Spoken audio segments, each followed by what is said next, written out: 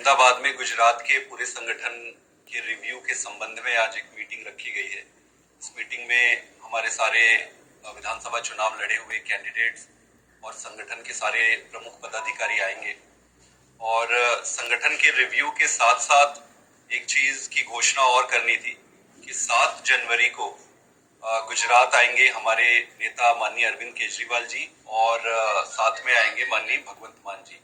ये चैतर भाई के विधानसभा में एक जनसभा रखे, उस जनसभा को संबोधित करेंगे हमारे लीडर।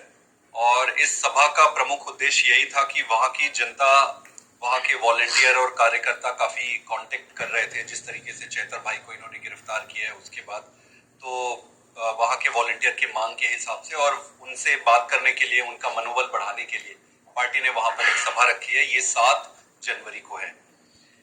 ओवरऑल अगर आप देखेंगे इस देश में जो भी व्यक्ति नरेंद्र मोदी जी या भारतीय जनता पार्टी से प्रश्न पूछता है या उनके खिलाफ आवाज उठाता है, या तो ये उनको सस्पेंड करा देते हैं या फिर उनको गिरफ्तार करा लेते हैं।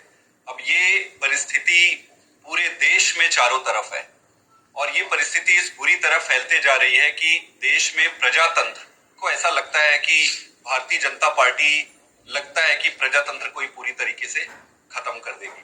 चैतर वसावा का आप उदाहरण ले सकते हैं। चैतर वसावा जी अपने क्षेत्र के बहुत जनमानस में बहुत ही प्रिय नेता है, लोग उन्हें प्यार करते हैं, उनका काफी नाम है।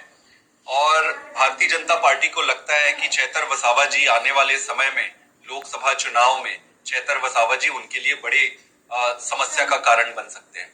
तो किसी भी तरीके से चैतर को या फंसाओ या हटाओ, जो मर्जी करो, बस चैतर को चुनाव के राजनीति की रणनीति से हटा दो।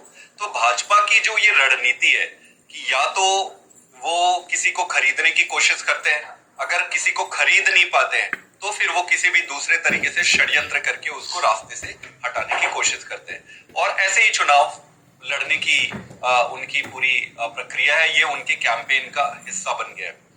गुजरात में भारतीय जनता पार्टी की फिर से सरकार बनी थी। विधानसभा में जनता ने भारी बहुमत से भाजपा को फिर से लाया। लेकिन अगर आप देखेंगे कि सारी वही समस्याएं, बेरोजगारी की समस्या अभी भी जस की तस है, किसानों की परिस्थिति में कोई बदलाव हुआ नहीं, जस का तस है। अभी ड्रग्स के बारे में कुछ मैं खबरें पढ़ रहा था। ड्रग्स, पंजाब पुलिस और गुजरात पुलिस ने गुजरात में कई सारे ड्रग्स के कारखाने पकड़े जहां से ड्रग्स बनते हैं। आप गुजरात में जो पोर्ट है वहां पे इतनी भारी संख्या में ड्रग्स पकड़े जा रहे हैं। ये कोई राजनीतिक मुद्दा नहीं है। जो नौजवान है, जहां पर रोजगार की समस्या है, वहां अगर ड्रग्स आप सप्लाई करोगे तो आने वाले समय में आपके सारे नौजवान ड्रग्स के चपेट में आ जाएंगे।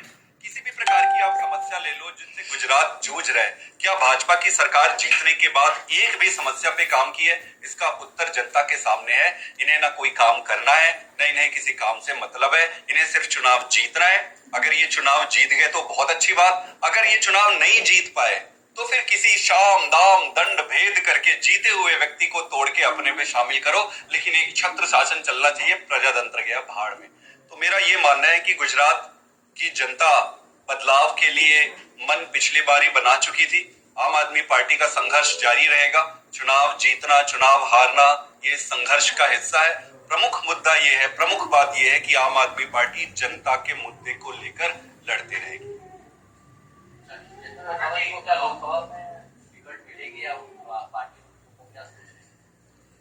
देखिए, अभी आपको पता ही होगा कि इंडिया अलायंस के हिस्सेदारी है आम आदमी पार्टी, उसकी घटक दल है। तो टिकट से संबंधित कोई भी घोषणा निश्चित रूप से घटक दलों के साथ मीटिंग करके आधिकारिक तौर से तभी वो कर सकती है। लेकिन मुझे यहाँ आने पर पता चला और जो वहां की जनता से बात करके पता चला है कि वो बहुत ज्यादा फेमस है। आज अगर वो चुनाव लड़ते हैं वहां पे तो भारतीय जनता पार्टी की पहली सीट गिरेगी, हारेगी तो वो वहीं से शुरू होगी।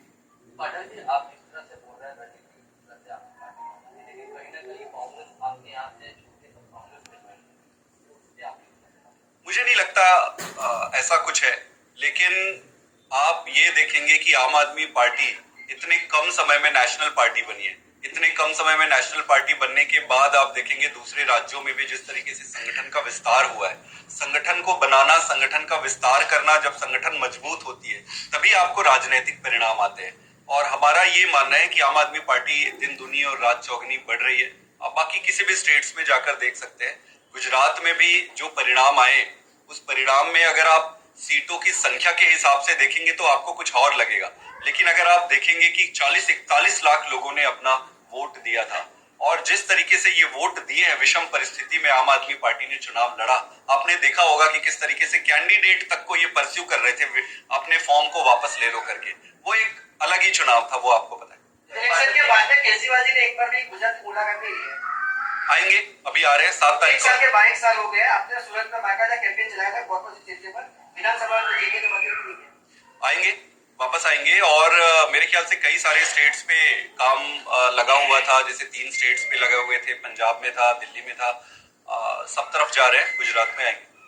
जिस तरह से अलायंस चल रहा है इंडिया का लेके और आप भी इसमें जुड़े हुए हैं, तो कहीं ना कहीं गुजरात में तो आपकी पार्टियां जो है एक क्वेश्चन है कि जरा बीजन वाला नहीं, मुझे नहीं लगता है कि कोई टूट के जा रहा है।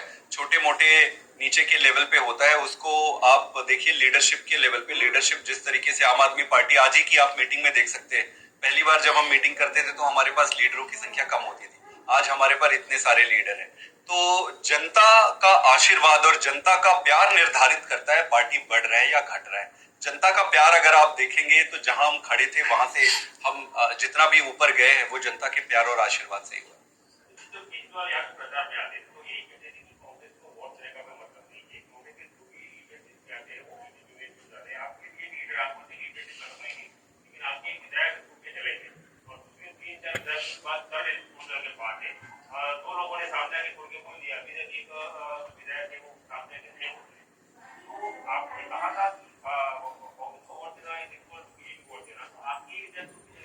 मैं बताता हूँ, जिस दिन से 5 हमारे विधायक जीते थे, भारतीय जनता पार्टी का एक ही उद्देश्य था कि बाकी सारे काम छोड़ दो, किसी भी तरीके से इनके 5 विधायक को तोड़ो। और ये कोई नई बात नहीं बता रहा हूं, आप अपने सारे के सारे जनता को ये पता है, अपने दिल पे हाथ रख के बोलिए, सबको ये पता है कि भाजपा का एक ही टारगेट है कि किसी भी तरीके से इनके 5 विधायक को तोड़ो। ये एक एक विधायक के पीछे, एक एक विधायक के पीछे पड़ रहे हैं, लेकिन उसका नतीजा कुछ निकलेगा नहीं।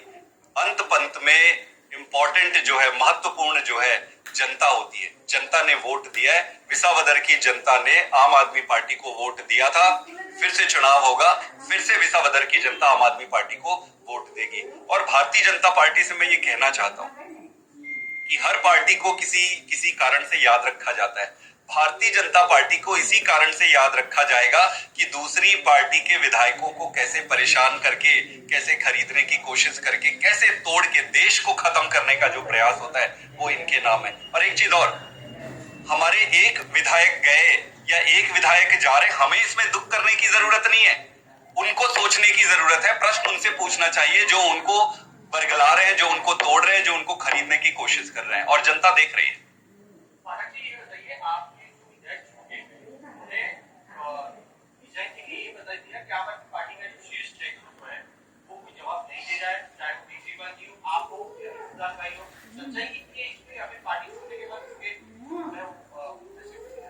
आप खुद ही सोचो कि एक जीता हुआ विधायक इसलिए आज तक भारत के इतिहास में कभी रिजाइन दिया है कि ये हो गया वो हो गया, वो सारी फालतू की बकवास बात है। मेन प्रमुख मुद्दा यही है कि भारतीय जनता पार्टी एक एक करके उनका टारगेट ही यही है। वो अपने टारगेट में पहले भी ये प्रयास किए थे इनको लेकर, और ये एक जगह प्रयास नहीं हो रहे, सारे जगह प्रयास हो रहे हैं। तो भाजपा का 2 तरीका रहता है, एक जब चुनाव होता है तो चुनाव लड़ती है, और चुनाव खत्म होने के बाद दूसरे पार्टियों के विधायकों को तोड़ने की, खरीदने की कोशिश करती है। उनको करने दीजिए, भगवान सारा कुछ देख रहे हैं, जनता देख रही है। ये लोकसभा के बारे में सारे घटक दल मिलके इंडिया अलायंस है, उनसे बात करके ही तय करेंगे। मैं इतना ही कह सकता हूं कि जो भी निर्णय करेगी आम आदमी पार्टी पूरी ताकत से और बहुत मजबूती से चुनाव लड़ेगी और अच्छे निर्णय आएंगे।